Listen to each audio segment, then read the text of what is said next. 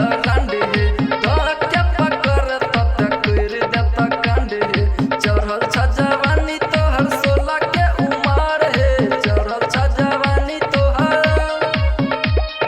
चढ़ल छ जवानी तोहर 16 के उमर हे चढ़ल छ जवानी तोहर 16 के उमर हे धक्के पकड़ तत करत मसाज हे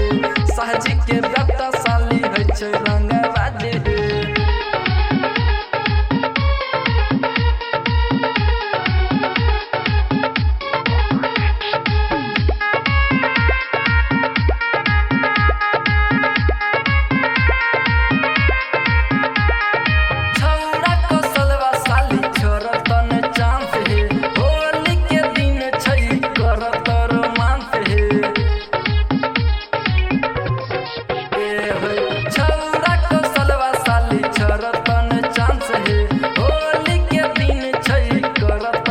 यादव जी के बेटा साली होई छै बरांड हे यादव जी के बेटा साले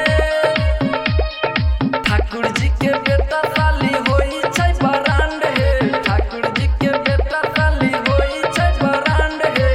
धक्के पकड़ तत कर देता कांड हे छोरा सब धर तत कर देता कांड हे बुझ गेलौ ने बात के।